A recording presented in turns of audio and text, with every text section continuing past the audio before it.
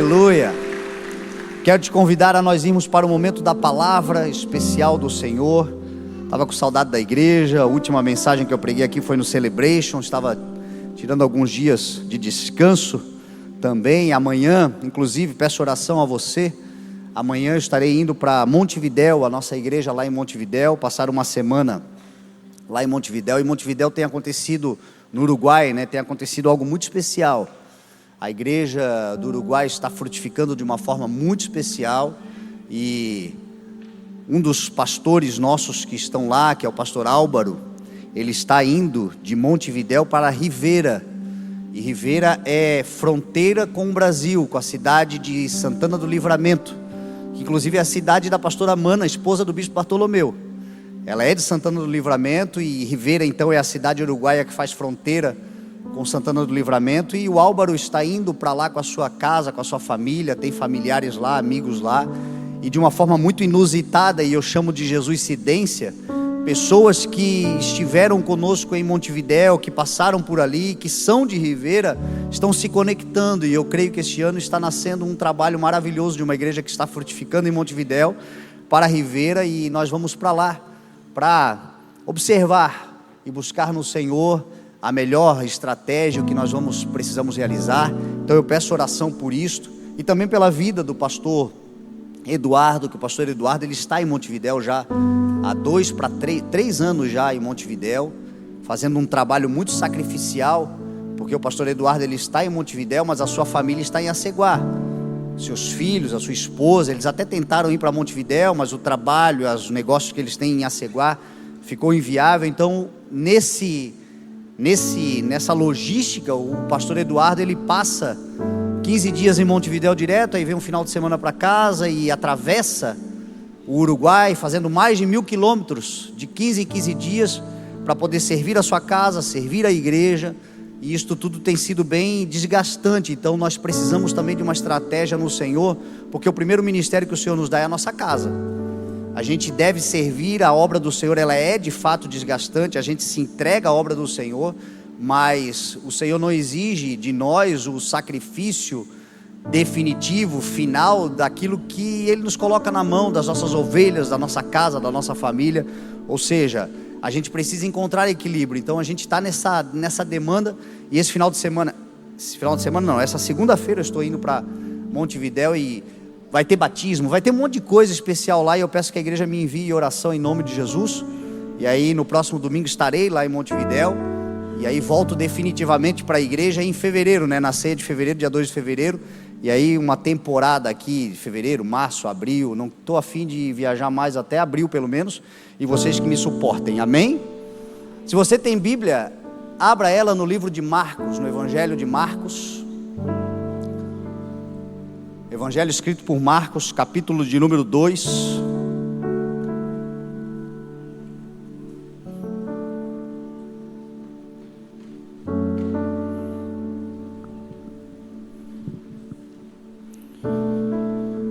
Marcos, capítulo número 2, verso de número 1 a seguir.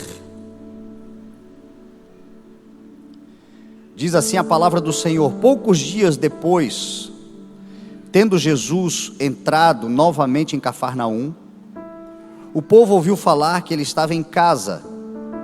Então muita gente se reuniu ali, de forma que não havia lugar nem junto à porta, e ele lhes pregava a palavra.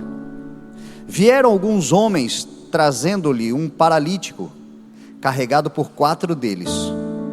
Não podendo levá-lo até Jesus por causa da multidão, removeram parte da cobertura do lugar aonde Jesus estava, e pela abertura no teto, baixaram a maca em que estava deitado o paralítico. Vendo a fé que eles tinham, Jesus disse ao paralítico: filho, os seus pecados estão perdoados. Estavam sentados ali alguns mestres da lei, raciocinando em seu íntimo: por que este homem fala assim? Ele está blasfemando. Quem pode perdoar pecados a não ser somente Deus? Jesus percebeu logo em seu espírito que isto eles estavam pensando, e lhes disse: Por que vocês estão remoendo estas coisas em seu coração? O que é mais fácil dizer ao paralítico? Os seus pecados estão perdoados? Ou levante-se, pegue a sua maca e ande? Mas para que vocês saibam que o Filho do Homem tem na terra autoridade para perdoar pecados, disse ao paralítico: eu digo a você, levante-se, pegue a sua maca e vá para casa. Ele se levantou, pegou a maca e saiu à vista de todos, que atônitos glorificavam a Deus, dizendo: nunca vimos nada igual. Senhor, nós te louvamos, Pai. Santa é a tua palavra, digno é o teu nome, verdadeiro é o Senhor, justo é o Senhor, o Deus que comanda, o Deus que manda até mesmo sobre os nossos desmandos, e glorificado seja o teu nome por isso. Tu tens o controle de todas as coisas, e nós queremos declarar, Senhor, voluntariamente, a nossa vida também está sob o teu controle. Que seja feita a tua vontade, que seja feito o teu querer, que o Senhor governe a partir dos céus tudo que há na terra, e que isso inclua a nossa vida, Pai.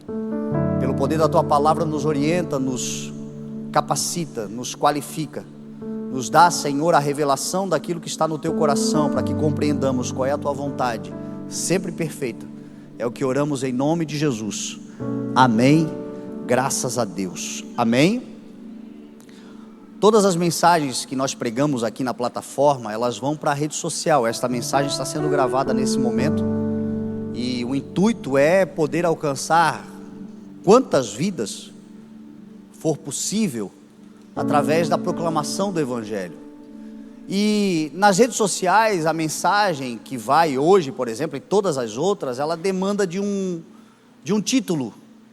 É necessário que se coloque um título para facilitar. Ainda ontem eu estava em casa e recebi uma mensagem de uma pessoa perguntando o título da mensagem que eu havia pregado alguns dias atrás, e aí as pessoas citam uma parte da mensagem, e ela citou a parte que eu preguei sobre nada faltando, nada quebrado, nada fora do lugar. Ela queria mandar para alguém, e ela queria o título da mensagem. Aí eu disse para ela, o título é a verdadeira paz de Deus. Nem sempre eu lembro, mas ontem eu lembrei, enviei para ela.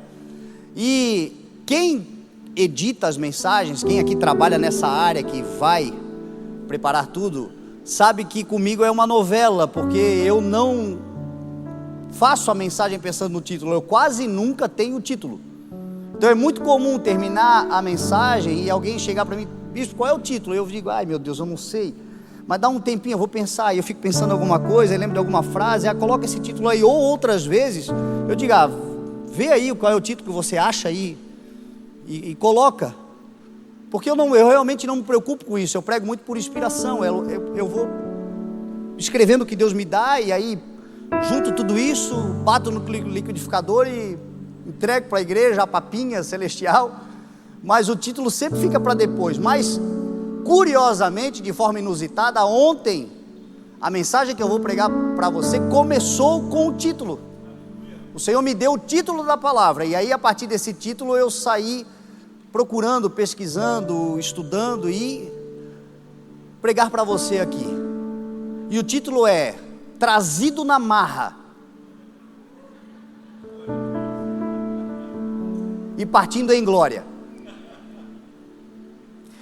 A gente tem muita gente aqui na igreja que são de outros lugares, de outros estados, até de outras nações nós temos aqui na igreja, e esse termo na marra é muito local, é muito regional.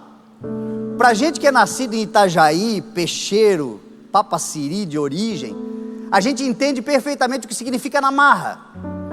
Na marra é de forma forçosa, de forma involuntária muitas vezes, é acontecer algo na força mesmo, no esforço.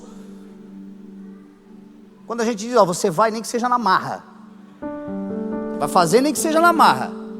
O pai diz isso muito, a mãe: vai nem que seja na marra.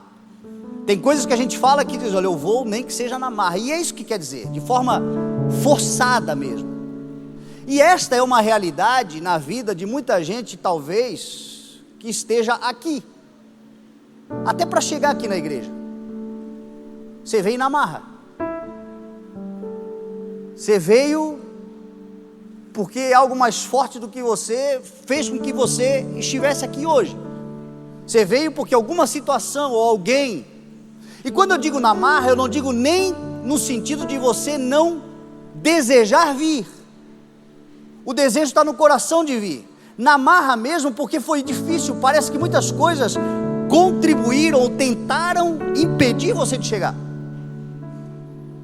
É uma decisão que você toma. Eu vou na igreja, e aí você, na hora de sair, o carro estraga, alguém fala alguma coisa, entristece seu coração, um se atrasa, já não dá mais vontade de vir. Acontecem coisas que parece que estão fazendo um complô para que você não chegue, mas na marra você chegou. Ainda que forças se oponham à sua chegada, você chegou. Agora, se vir na igreja na marra é o nosso maior problema, que problema nós temos na vida? Porque se vir na igreja, a gente chega porque viemos na força mesmo, porque tinha que chegar e não nos deixamos ser abalados e chegamos, é uma dificuldade, mas que dificuldade é essa perto de grandes e reais dificuldades da vida? Por exemplo, enquanto para uns a vinda na igreja aconteceu na marra, para outros a vinda ao mundo foi na marra. E tudo que acontece na vida é na marra. A educação que tem, o conhecimento que desenvolveu, o conhecimento que é tão importante, o conhecimento que é tão necessário, na vida de alguns, foi na marra. Não teve o acesso às melhores escolas, teve que estudar em escola pública, aprendendo o que lhe era oferecido e muitas vezes comparado àquilo que a escola privada ou outras escolas oferecem. Quando você precisou fazer um curso, quando você precisou se destacar no mercado, quando você precisou demonstrar o conhecimento, nunca teve a ver a incapacidade muitas vezes com preguiça, mas com a impossibilidade de ter tido acesso. Nós vivemos um país onde há fome, o mundo há fome. O Brasil também é um país que tem fome, e graças a Deus, a fome extrema tem sido combatida, já não é mais um país de fome extrema, mas ainda é um país de extrema insegurança alimentar, o que é diferente de fome. Fome é de fato você não ter acesso à comida, mas a insegurança alimentar é algo de a maior parte dos brasileiros que come agora, mas não sabe se vai comer daqui a pouco, ou se vai ter um acesso a uma comida nutritiva daqui a pouco. E isso influencia na cognição, no desenvolvimento. Quando não há uma insegurança alimentar, muitas vezes há um desleixo alimentar de uma geração que pode ter acesso à alimentação nutritiva e saudável, mas escolhe os industrializados, os embalados, as porcarias, o plástico com gosto de comida. Isto vai afetar também cognição, desenvolvimento intelectual, vai atrapalhar, e aí a vida muitas vezes, tão necessário o conhecimento para libertar, é amarrada, e a gente olha e vê, é falta de conhecimento. Jesus disse, o conhecimento liberta, o conhecimento da verdade. Jesus não estava falando só de coisas religiosas, Jesus estava falando de tudo que na vida é verdade e traz libertação. Às vezes é no âmbito do trabalho. Parece que a vida dos outros, ou para muitos à nossa volta, é tudo mais fácil. As portas se abrem, as coisas acontecem. Quando vê, avançou, cresceu, trocou, conquistou mais, o emprego é melhor, o salário é melhor, as promoções são melhores, às vezes está dentro do mesmo ambiente de trabalho, mas parece que se desenvolve. O mundo parece ser injusto conosco, e conosco as coisas são amarradas. Para muitos esta é a sensação que tem na vida. a minha vinda ao mundo sempre foi na marra. Se eu quiser alguma coisa, eu já parto da primícia que tem tudo para dar errado. É na marra. Tem gente que tem a ver com vida amorosa, com vida sentimental, com relacionamento. Parece que tem o dedo podre assim, quando escolhe. É tudo na marra. É tudo amarrado. É tudo difícil.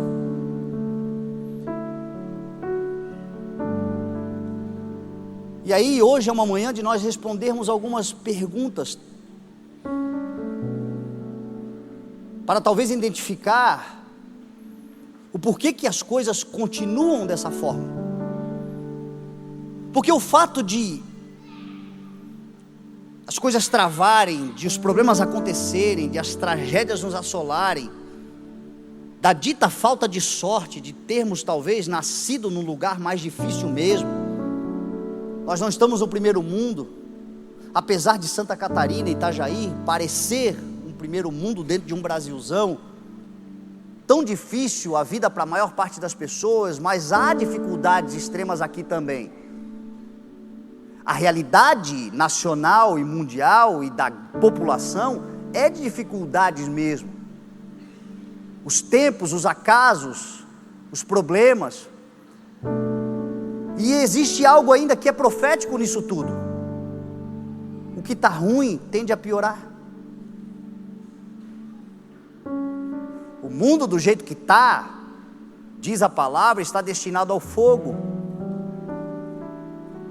Então, o mundo do jeito que está mal e está caminhando para o pior. As coisas tendem a piorar. Agora, para nós também existe uma palavra de proteção em meio a tudo isto, de força em meio a tudo isto, de portas que se abrem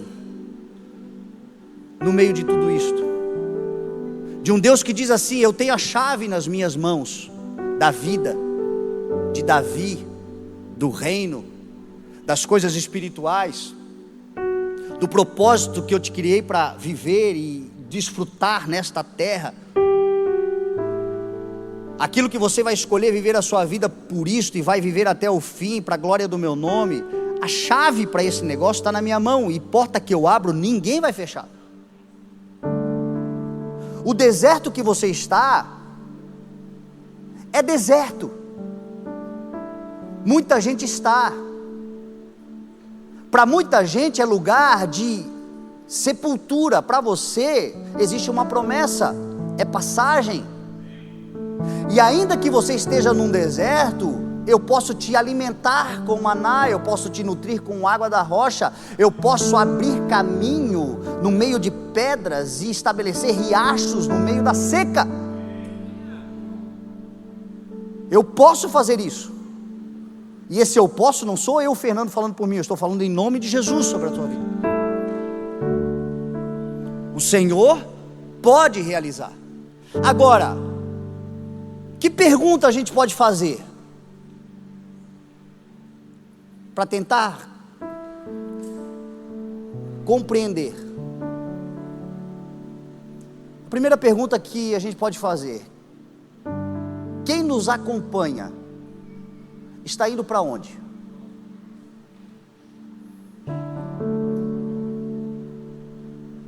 Porque a vida já está mal das pernas.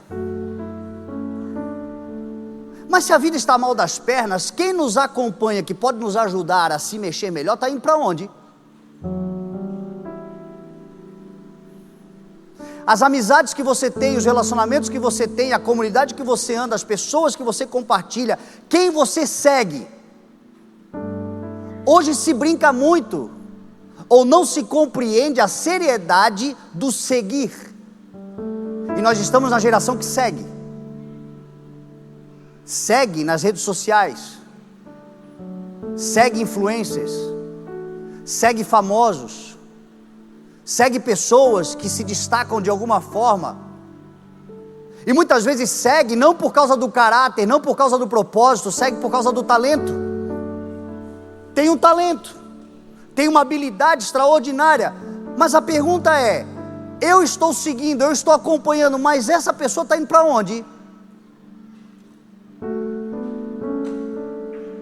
Porque elas não escondem, elas dizem, ou subjetivamente dizem, nas entrelinhas sempre você vai saber para onde está indo quem te acompanha. Se você prestar atenção em quem você acompanha ou quem te acompanha, você sabe para onde ela está indo. E muitas vezes a vida já está mal das pernas por si só, mas quem te acompanha está pior do que você. Ou não está indo para o lugar aonde você pode ser curado disso, liberto disso, transformado na tua história dessas amarras. Porque a palavra do Senhor diz que existem tempos de dificuldade, de aprisionamentos, de amarras. Mas essa palavra também diz que a promessa para aqueles que confiam no Senhor é serem libertos como águias, voarão alto, correrão, andarão. Vai fluir. Você é chamado para fluir. A água, de alguma forma, sempre encontra o seu rumo. Você já tentou parar a água? Você é como água. Você no esforço, você na marra, você na garra, você acaba encontrando um rumo. Não se para a água. Se você botar uma barreira, ela vai procurar um meio de ir para outro lugar. E quem resolve viver, de alguma forma encontrará. Só que o que a palavra diz é que nós somos chamados para ser rio que corre, rio que flui, rio que tem força, que tem imponência. Esta é a promessa. Mas para isto há de se responder: quem eu acompanho está indo para onde? Como eu disse para você, às vezes a vida está amarrada no conhecimento, na falta do conhecimento, na dificuldade. E aí hoje a moda é seguir gente que manda você ir para lugar que nunca foi, vendendo ilusões, os ilusionistas da prosperidade. E aí você anda de conferência em conferência, gastando um dinheiro que não tem, para buscar um conhecimento inútil e ouvir frases do tipo: foguete não dá ré. Pois é, dá ré, e agora? Qual vai ser a próxima fase? Descobriram agora que foguete dá ré. Vão ter que inventar uma nova frase de efeito para iludir muita gente. Um conhecimento mundano, um conhecimento superficial, um conhecimento inútil muitas vezes, porque você resolveu seguir gente que nem sabe para onde está indo. O sucesso dele não é o que ele ensina a você, é o que ele ganhou te prometendo. Não é o que ele fez.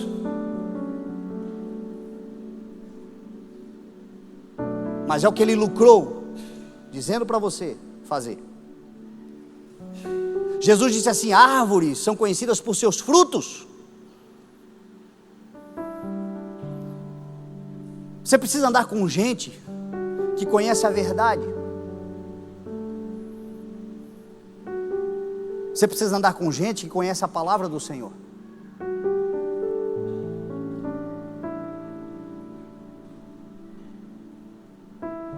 E a palavra do Senhor está escrita em Colossenses capítulo 2, verso 3, que nele quem? Jesus, e só em Cristo estão escondidos todos os tesouros da sabedoria e do conhecimento. Você precisa andar com gente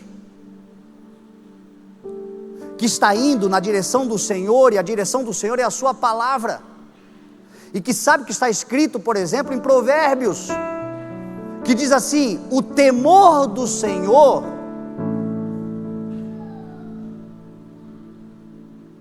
é a fonte do conhecimento, da sabedoria, antecede a sabedoria. E o conhecimento do santo é entendimento. Você quer ser sábio? Anda com gente que anda com Jesus. Você quer entender coisas que acontecem sobre a sua vida, ou por que não acontecem na sua vida? A palavra vai te revelar. Anda com gente que conhece Jesus, anda com gente que está indo na direção de Jesus. Aqui nós temos um homem paralisado, não se sabe o motivo e também não interessa, mas o fato é que esse homem não tinha força e condições de andar com as próprias pernas, mas graças a Deus ele teve uma luz de revelação. Eu não posso andar muito bem, não consigo andar muito bem, mas eu vou andar com gente que sabe andar, mas também não vai para qualquer lugar, gente que vai para Jesus. Quem você conhece, quem anda com você, está indo para onde? A Bíblia diz que existem coisas que na nossa vida travam por causa de falsidade, de jugo opressor, de dedo acusador,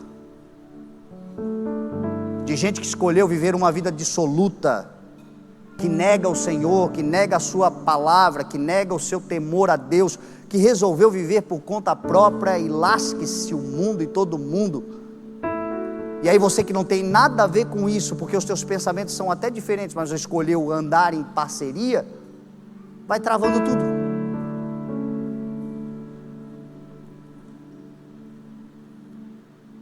Na vida profissional, cai no conto de que as coisas vêm fácil, acontecem fácil, uma proposta muito fácil, uma oportunidade muito fácil, uma coisa muito simples. Meu irmão, quem eu vejo na vida construindo algo sólido, trabalhou duro, trabalha duro. Quem a gente vê na vida que realmente se consolidou e que está construindo algo que edifica, esta pessoa entendeu que o sucesso na frente do trabalho só vem no dicionário. Você precisa andar com gente que sabe o que diz a palavra do Senhor. E a palavra do Senhor diz que você comerá os melhores frutos dessa terra. A palavra do Senhor diz que você conquistará. A palavra do Senhor fala que onde você plantar a planta dos seus pés, o Senhor te dará como herança. A palavra do Senhor diz: peçam e vos será dado. A palavra do Senhor diz que nós reinaremos sobre a terra. Tudo isso é promessa, mas essa mesma palavra diz que tudo isso acontecerá de uma forma: do suor do teu rosto comerás o teu pão, porque és pó da terra, e até que voltes ao pó da terra, trabalharás dessa forma. Você precisa andar com gente que conhece a palavra do Senhor.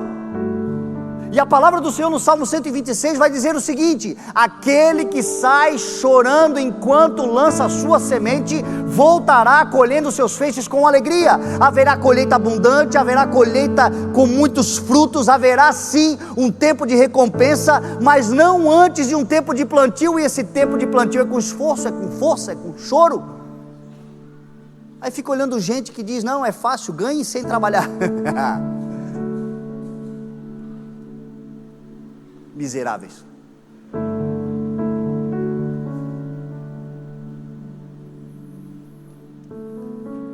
Você precisa andar com gente que conhece o que escreveu Paulo aos Gálatas, no capítulo 6, no verso 9. E não se canse de fazer o bem. Não se canse de levantar todo dia cedo. Não se canse de produzir. Não se canse de acreditar no teu sonho. Não se canse de investir nele. Não se canse, pois no tempo próprio você colherá, se não desanimar. Entre o esforço, o aguardar o tempo e o não desanimar, vai definir se colhe ou se não colhe. Mas não, vendem uma ilusão barata, aí você come da ilusão barata e vem exigir de Deus que Ele faça desse jeito. Deus não mudou. Agora uma coisa é certa: se você semear, se você se esforçar, se você trabalhar, se você zelar, se você tiver paciência, no tempo próprio, tudo aquilo que hoje você semeia com choro, você vai colher com alegria, porque Deus é fiel. Não se deixe enganar de Deus, não se zomba. Tudo aquilo que o homem semear, certamente, diz o Senhor, ele colherá.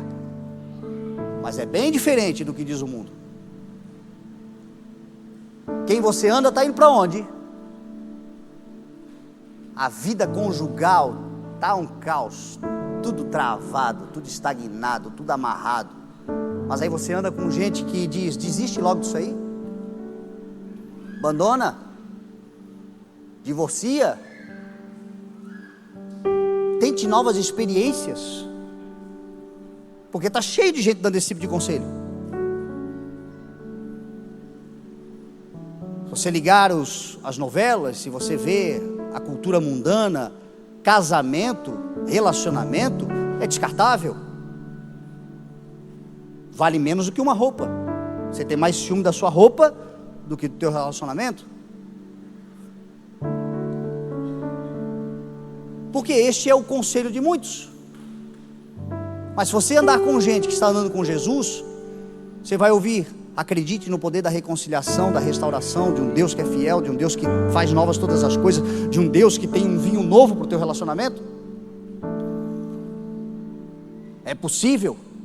Ou se não for, pelo menos gaste, lute até o fim, para deitar na cabeça no travesseiro e dizer: eu fiz tudo que eu podia fazer. Porque esse é o conselho de muitos. Esta é a vida que muitos estão escolhendo viver.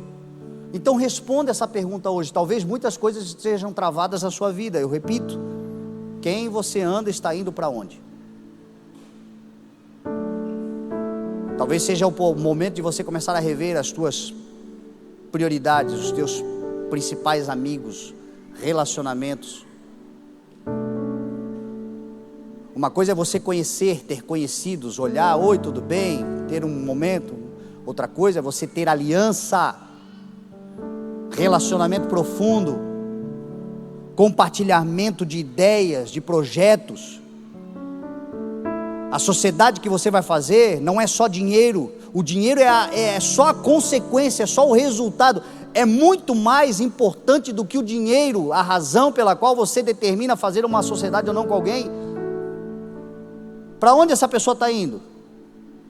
Esse lucro, no que será investido, gasto, como vamos viver? Importa? Porque você está lá sendo fiel a Deus, fiel à tua esposa, fiel aos teus filhos, fiel ao negócio, mas você está lá com um adúltero, uma adúltera, com um ímpio, com uma iníqua, gente que não está nem aí para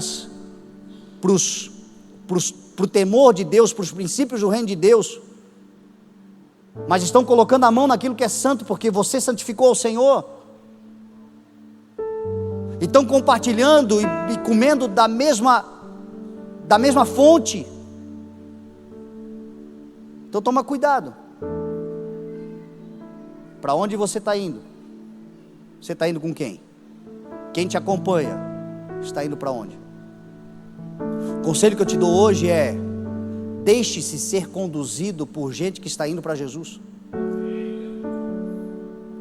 Deixe-se ser orientado, orientada, porque existe um Deus de graça, existe um Deus de amor, existe um Deus de insistência.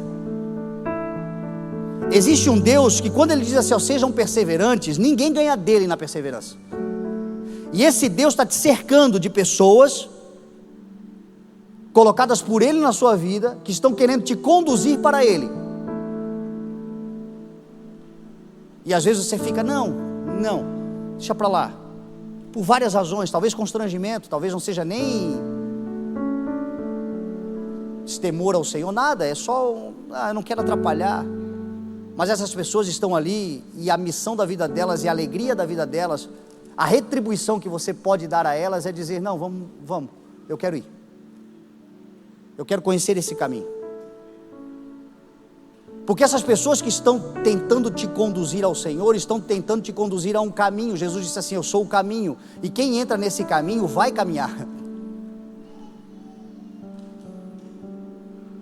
Se hoje você está imobilizado, imobilizada, travado, travada, nos 4 rodas freadas, o freio de mão puxado, vai soltar tudo isso e vai caminhar em nome de Jesus. Você vai caminhar com as próprias pernas nesse caminho chamado Jesus Cristo, nosso Senhor.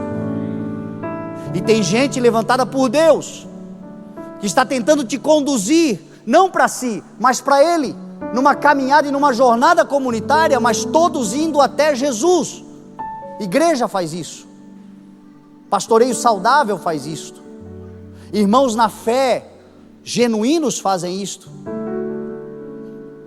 Porque quando a gente começa a andar com gente que anda com Jesus, o papo é Jesus. No meio das crises, no meio das conturbações, no meio das dificuldades, dos empecilhos que nos trancam, que nos travam, a fonte, a consulta é Jesus. E aí ele tem a chave, pum, destravou, mais uma milha, mais um passo, mais um dia, mais uma oportunidade. Agora se deixe ser conduzido. Talvez Deus esteja tentando te conduzir já há algum tempo numa palavra, ou em muitas palavras. Talvez esta seja para alguns aqui uma palavra do Senhor. Eu estou pregando para você, deixe ser conduzido, e o Senhor está dizendo para você: eu estou te falando de novo, eu estou te falando mais uma vez, eu estou insistindo com você, porque eu amo a sua vida, porque eu morri por você, porque eu tenho algo lindo para escrever na sua história, e principalmente eu não quero te ver de arrasto, eu quero te ver fluindo. Então deixa de ser teimoso ou teimosa e deixe-se ser conduzido. E aqui a gente responde uma última pergunta: se a vida já vai mal das pernas e eu já não consigo caminhar sozinho, como é que eu posso ser conduzido por alguém? Como é que eu posso me deixar ser conduzido por alguém? A primeira pergunta nós já respondemos.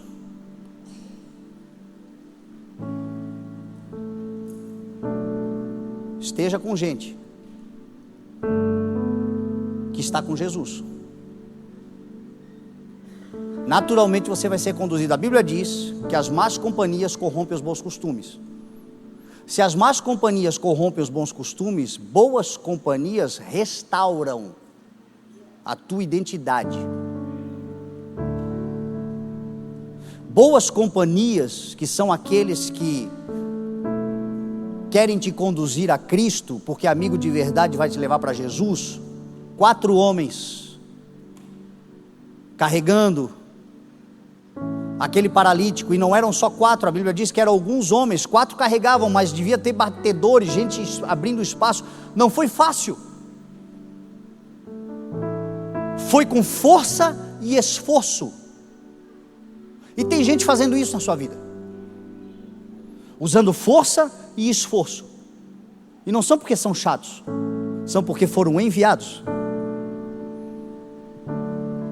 para que se abram caminhos, para que se alarguem as veredas, para que portas se abram. Se a porta não abrir, é gente que abre teto, mas te coloca na frente de Jesus. Tem gente que faz força e esforço. Eu me lembro quando eu me converti, tive uma experiência com Deus, mas estava solto, não tinha amizade, não tinha ninguém na igreja, não tinha amigos, eu não tinha. E eu vivi aquela dificuldade do início da caminhada, que você tem uma vida completamente fora do evangelho, com amizades, com relacionamentos, com estilo de vida, com dia a dia, tudo era longe do Senhor. E agora eu precisava começar a fazer tudo perto do Senhor. Mas as coisas perto do Senhor acontecem por meio de relacionamentos. Eu precisava mudar os relacionamentos. E aí, de uma galera, de uma multidão que eu andava, ou me arrastava, agora tinha 2 ou 3 fazendo força e esforço, às vezes eram até chatos.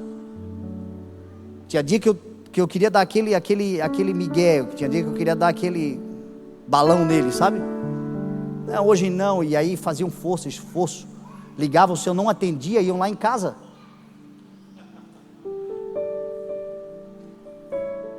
Iam na rádio na época, davam um jeito de me achar, ligavam para um outro que estava comigo, para um amigo: o fulano de tal está te ligando. Meu Deus, já ligou 3 vezes, eu não atendi. Faziam força e faziam esforço. Eu até achava que eles eram chatos, hoje eu tenho certeza que eles eram enviados. E tem gente que você chama de chato, mas para prestar atenção na chatice dessa pessoa. só quer te conduzir a Jesus. A chatice dela é dizer assim, ó, tem uma vida boa para ti, nova.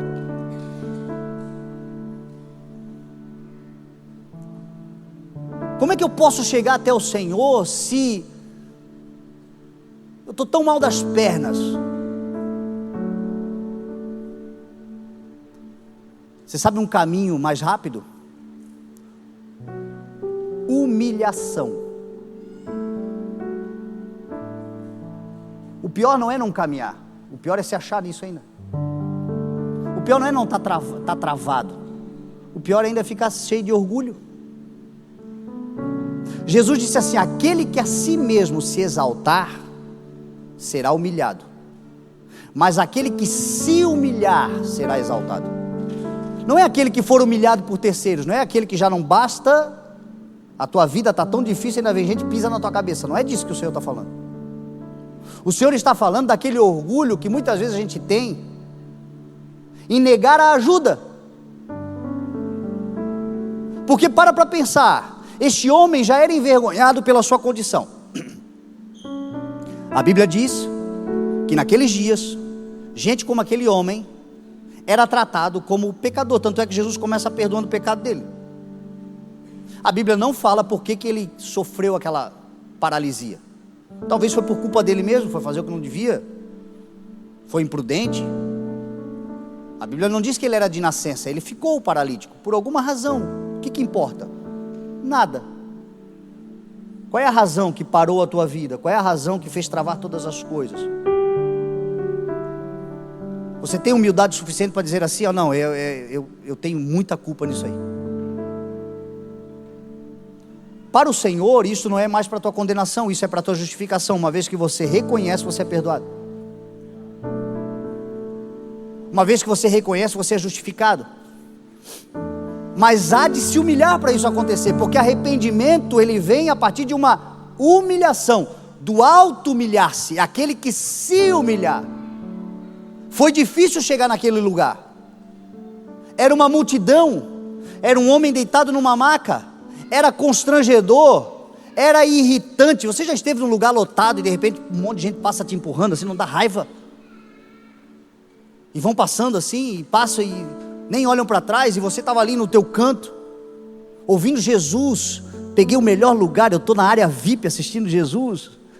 Foi difícil entrar aqui, passei da porta, estou ouvindo ele falar na minha frente, de repente desce um de maca assim, ó, na tua frente. Não, ele não pagou esse ingresso.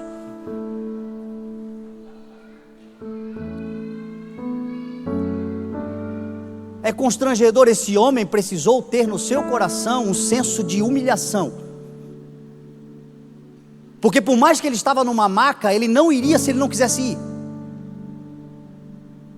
Quem é que ia pegá-lo à força e levar até lá? Esses amigos convenceram ele aí. E talvez o início da sua conversa foi: não, eu já estou acostumado assim, eu já estou. Porque a autocomiseração é um sintoma do sofrimento. Chega uma hora de que tanto sofrer, você começa a achar que você merece sofrer e que tem que sofrer mesmo. Gente que sofre há muito tempo tende a ser autocomiserado, vítima de si mesmo. É assim mesmo, nasci assim, vou morrer assim, ai de mim. E começa até a se sentir orgulhoso no sofrimento. Você já viu gente assim? Eu conheço gente assim.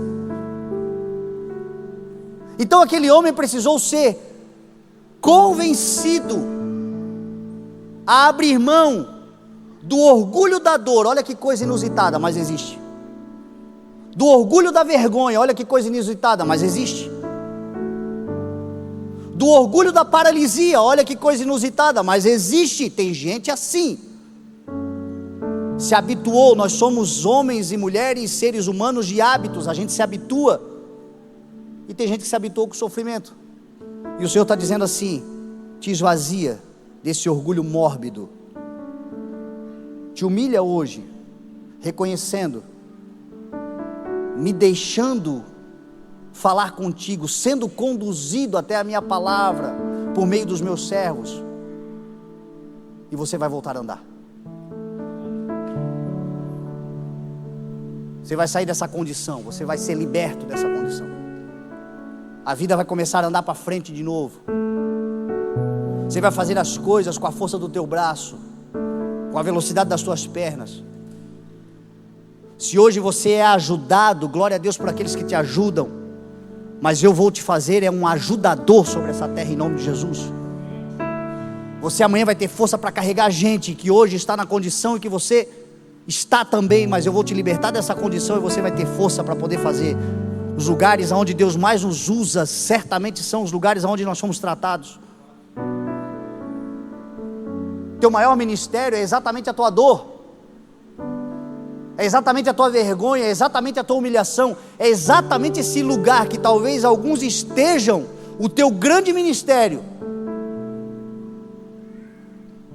Porque você vai se tornar livre, capacitado e autorizado pelo Senhor para ser enviado e resgatar tantos outros. Por último, a mensagem hoje está sendo rápida, né?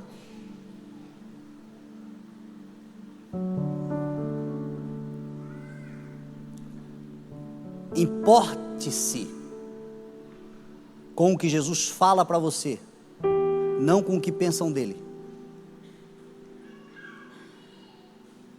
Você quer sair dessa condição? Se importe com o que Jesus fala, não o que pensam dele. O texto vai dizer que Jesus, olhando para a fé daqueles homens, disse ao paralítico: os teus pecados estão perdoados. E naquele lugar haviam mestres, conhecedores, gente que pensa que sabe demais, gente que acha que é dono da razão, gente que se orgulha no seu conhecimento, porque o conhecimento traz orgulho.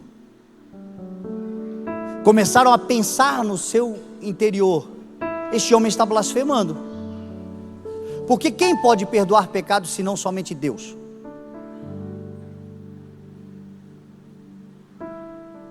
Então talvez o Senhor esteja dizendo para você assim: eu te perdoo hoje, eu te dou uma nova vida hoje, eu faço uma coisa nova a partir de hoje, eu te levanto hoje, eu transformo a tua história hoje. Mas ao mesmo tempo que o Senhor está te falando no teu coração, a palavra do Senhor está falando, gente à tua volta pensa: Deus nem existe. Se Deus pudesse, se Deus fizesse, por que isso, por que aquilo, por que aquilo? Com o que você vai ficar? Com o que o Senhor está dizendo para você ou com o que estão pensando do Senhor? Porque naquele ambiente muita gente estava pensando muita coisa, e o Senhor percebeu no seu espírito, e quem é do espírito discerne todas as coisas no espírito. E as pessoas, quando pensam, a sua expressão corporal os denuncia também. Às vezes não precisa nem ser muito espiritual para você identificar o que alguém está pensando. A expressão corporal dela diante daquilo que você faz já mostra que ela está contrária. Aquele homem paralisado talvez pôde ver as caras se contorcendo quando Jesus disse: eu te perdoo. Pôde ver os pensamentos expressados na face de gente que disse: duvido. Eu já passei por isso, quem aqui já passou? Deus começou a fazer, alguns se levantam dizendo: duvido. Fernando? Eu conheço ele. Eu também me conheço. Mas Deus também me conhece. E Deus disse: não vai mais ser assim, vai ser assado. E Deus fez. Mas eu resolvi acreditar no que Deus estava falando e não no que os outros estavam pensando. No que você está acreditando? No que Deus está falando ou no que o povo está pensando? Porque julgando a Deus te julgam também. Descredibilizando a Deus, vão te descredibilizar também. Duvidando de Deus, você espera que acreditem em você também? Mas você vai viver da aprovação dos homens ou da palavra do Senhor? Você vai depender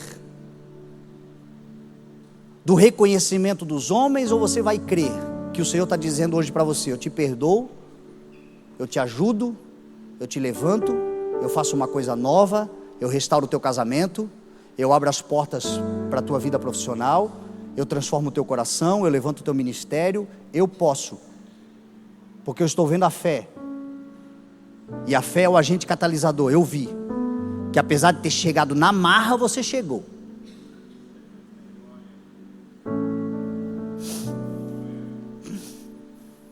Isso é o que importa.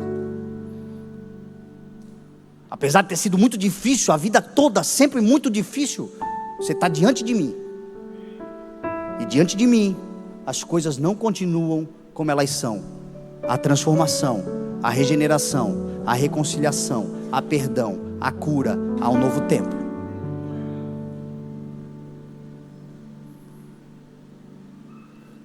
O Senhor está te dizendo, te levanta. Pega a tua maca e comece a andar. E talvez alguém esteja pensando, nem Deus dá jeito.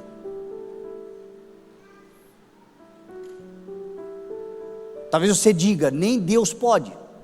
Ele até pode, mas Ele pode nos outros, em mim. E o Senhor está te dizendo, te levanta. Pega a tua maca e ande. 3 coisas. Levantar é crer. Levantar é confiar. Levantar é ter certeza. Você sabe o que é levantar no dia de hoje? Levantar no dia de hoje é dizer assim, amém, eu creio.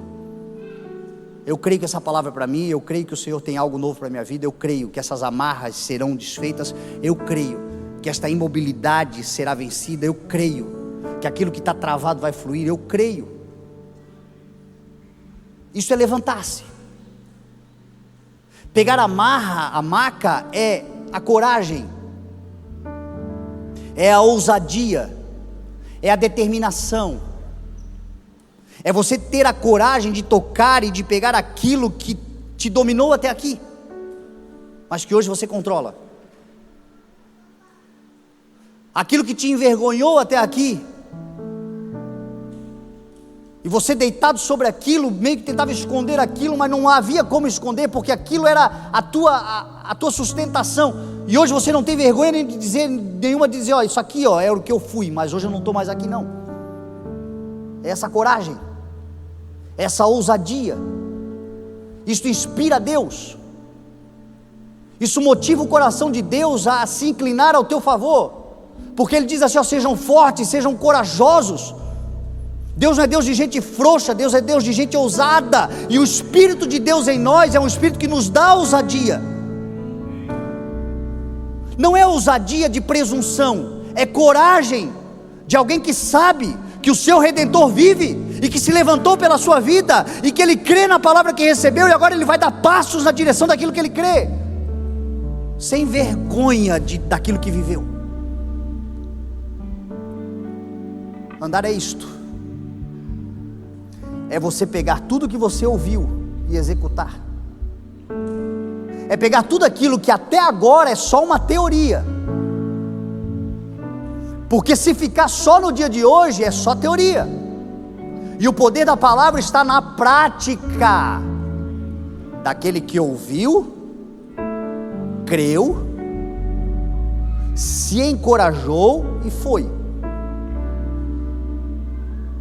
Quem é que conhece o poder que tem a palavra de Deus? Aquele que ouviu e disse, eu creio. E porque creu, foi tomado de uma força do Espírito de Deus em si, de ousadia, de poder, de coragem. Só que tudo isto desencadeou-se numa ação de atitude. Então eu vou executar. Hoje Deus me deu a palavra. Na primeira oportunidade, eu vou executá-la. Na primeira chance, se for hoje, vai ser hoje mesmo. Porque diz a palavra, aproveita ao máximo cada oportunidade, os dias são maus. O que você tiver que fazer, faça com todas as suas forças no dia de hoje, diz a palavra. Talvez não seja possível, talvez seja possível fazer o que você precisa fazer lá na sexta-feira. Não tem problema, mas na primeira oportunidade você vai fazer. Sabe o que é isso? Isso é um milagre de Deus sobre a sua vida. Porque esse homem creu, pegou a maca e levantou-se. Diz a palavra que ele fez isso imediatamente. Foi imediato. O teu imediato, repito, é na primeira oportunidade. Não deixa para depois. Talvez o que você pode fazer pode ser feito hoje mesmo. Um telefonema, uma ligação, uma decisão, uma nova estratégia, algo, uma decisão. Pode ser hoje. Imediatamente aquele homem se levantou, pegou a maca e saiu. à vista de todos, que atônitos e admirados diziam: glória seja ao nome do Senhor. Meu irmão, você sabe o que mais você vai ouvir daqui para frente? Quem te viu e quem te vê, hein? Quem te viu e quem te vê, quem te conheceu e quem te conhece hoje, quem sabia o que foi e quem percebe o que é. Porque sim, o Senhor nos chama para vivermos uma vida para a admiração de muitos, mas para a glória do seu nome.